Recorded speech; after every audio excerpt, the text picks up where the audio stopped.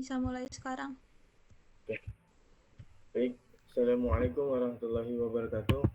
Waalaikumsalam warahmatullahi Salam Om Swastiastu, Namo Buddhaya, salam kebajikan.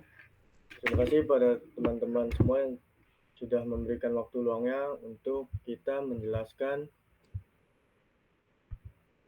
strategi dalam supply chain management.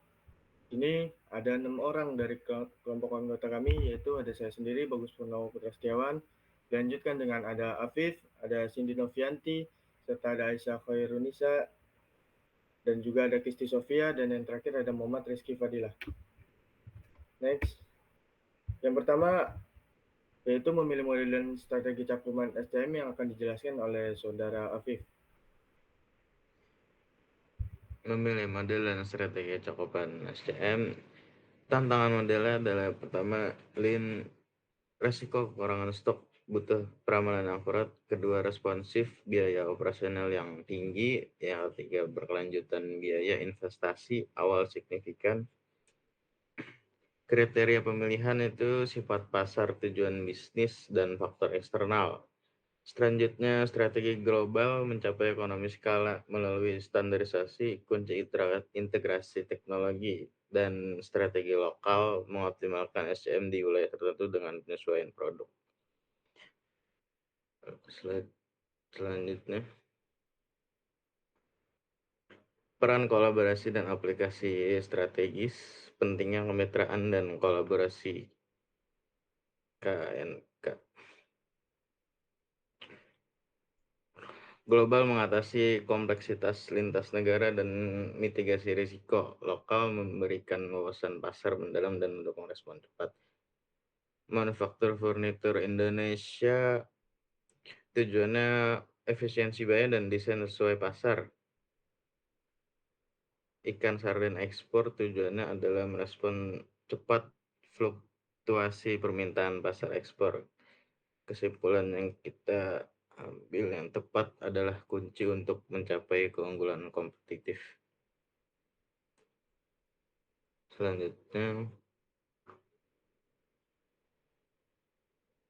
model pertama, rantai pasokan lean, fokus utamanya penghilangan pemborosan. Solusi yang pertama, peramalan permintaan, sangat akurat.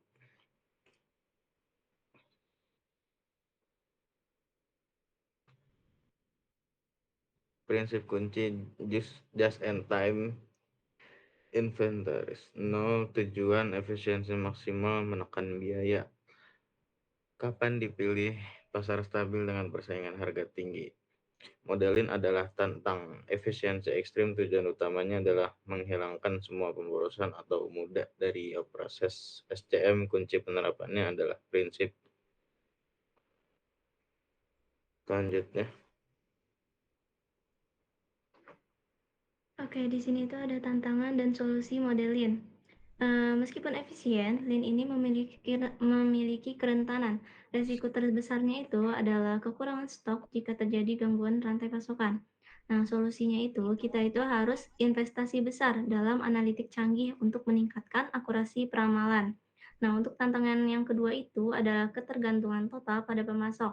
Untuk mitigasinya, kita itu harus memastikan diversifikasi sumber dan menetapkan service level agreement yang ketat untuk kualitas dan ketepatan waktu.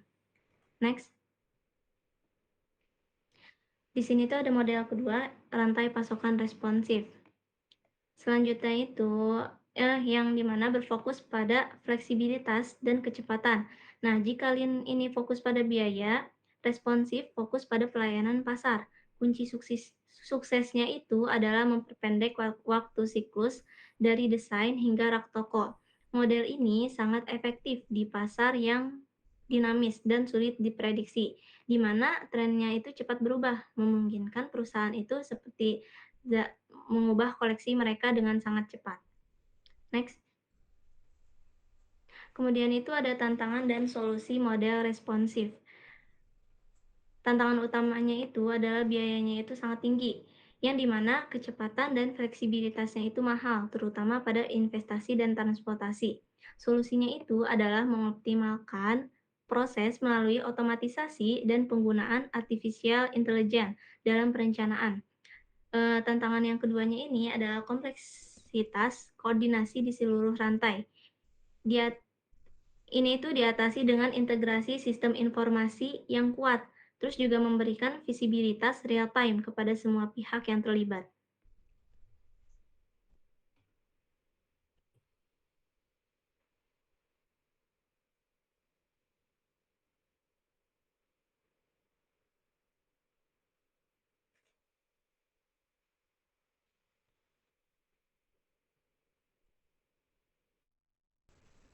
Boleh mulai.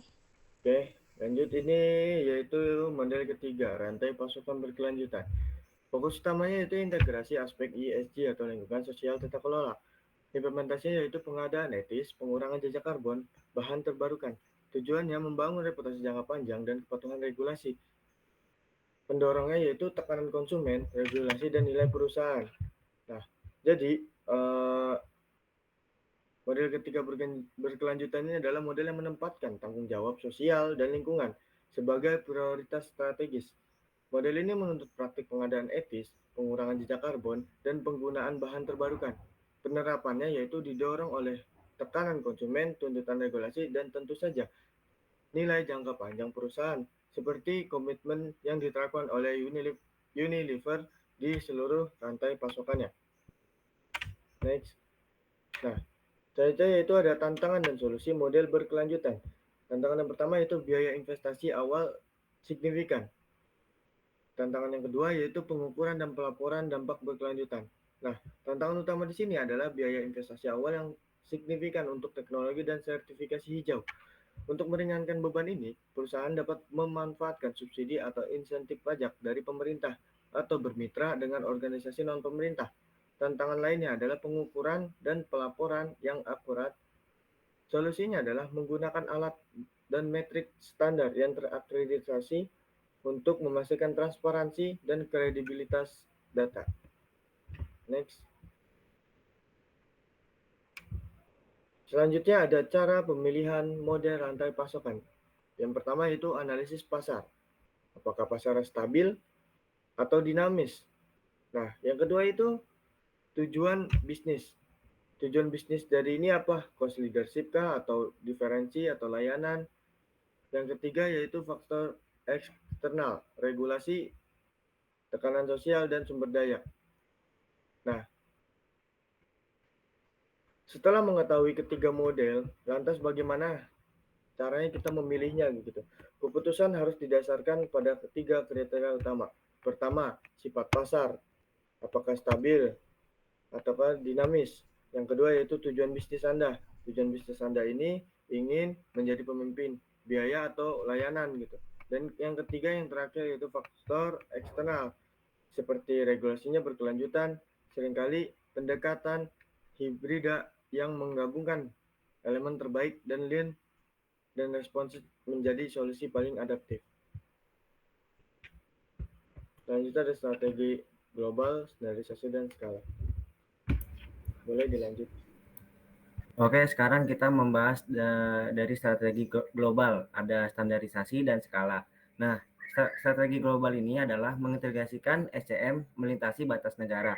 Yang pertama ada standarisasi. Nah, kita memastikan produk dan proses konsisten dimanapun, menjamin pengalaman konsumen yang sama seperti di contohnya ini McDonald. Lalu yang kedua ada ekonomi skala, yaitu volume operasi globalnya ini memungkinkan kita untuk menegosiasikan harga bahan baku yang jauh lebih rendah, seperti yang dilakukan oleh Walmart dalam pembelian produknya. Oke, lanjut. Nah, di sini ada ketergantungan dan teknologi. Ketergantungan pada pasar global ini, kita harus memahami dan mematuhi regulasi perdagangannya, tarif, dan norma budaya di setiap negaranya. Seperti yang harus dilakukan Apple untuk produknya, yaitu mengatasi kompleksitas ini, integrasi teknologi melalui sistem ERP, mutlak diperlakukan untuk memastikan aliran informasi real time. Selain itu, kita harus siap menghadapi resiko fluktuasi mata uangnya dan gangguan pasokan global dengan strategi mitigasi yang kuat. Oke, lanjut di lokal adaptasi dan kecepatan.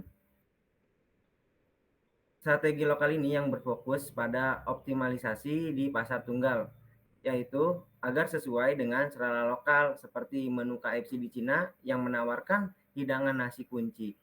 Hidangan nasi, maaf, salah.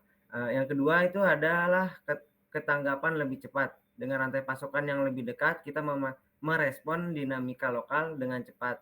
Seperti yang ditunjukkan oleh Domino India dalam janji waktu pengiriman yang memahami kondisi lalu lintas lokalnya. Oke, terima kasih.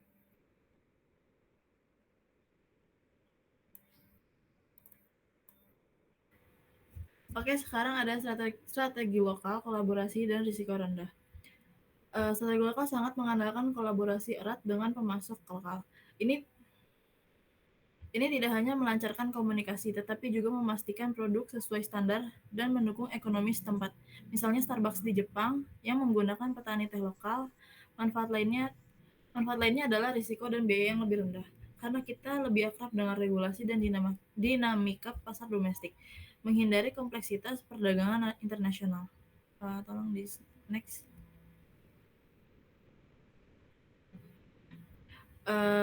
Lalu di sini ada studi kasus Lean dan strategi lokal. Studi kasus 1, perusahaan furnitur menerapkan Lean dengan strategis lokal. Mereka mengkombinasikan efisiensi model Lean dengan kolaborasi lokal. Mereka bekerja sama dengan pemasok kayu lokal untuk menekan biaya dan waktu tunggu. Kolaborasi dengan retail lokal memastikan desain furnitur disesuaikan dengan kebutuhan dan selera pelanggan di Indonesia, menciptakan efisiensi sekaligus relevansi pasar. Oke, tolong di next.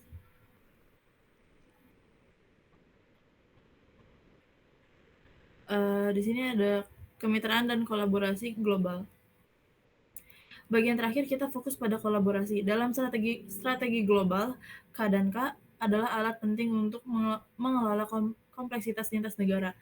Kemitraan ini bukan hanya dengan pemasok, tetapi juga aliansi dengan distributor global, membantu kita dalam mitigasi resiko dan berbagi sumber daya yang mahal. Contohnya adalah Boeing yang harus berkolaborasi dengan pemasok strategis di berbagai negara untuk komponen pesawat. Sudah. Selanjutnya adalah kemitraan dan kolaborasi lokal. Jadi dalam strategi lokal, K&K berfungsi sebagai jembatan ke komunitas. Kolaborasi dengan retail dan pemasok lokal memberikan wawasan pasar mendalam yang tidak dapat diperoleh dari data global.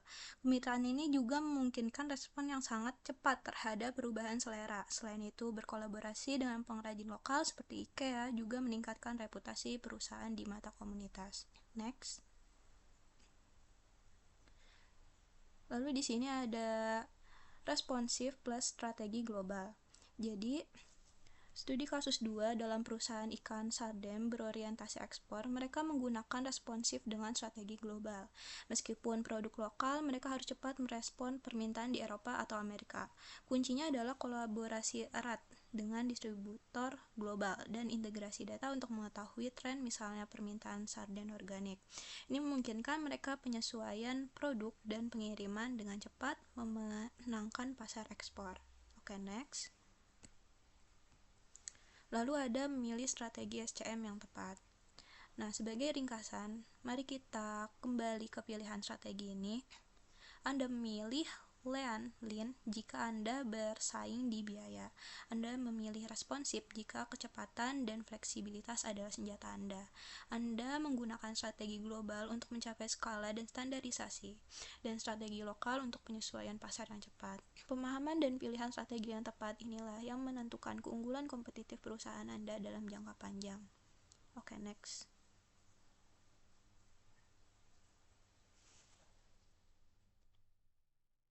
Oke, itu saja beberapa tampilan-tampilan slide yang kami presentasikan. Semoga dapat dipahami oleh para penonton khususnya. Kami dari kelompok 3 undur diri. Terima kasih teman-teman sudah meluangkan waktunya. Assalamualaikum warahmatullahi wabarakatuh. Waalaikumsalam. Waalaikumsalam.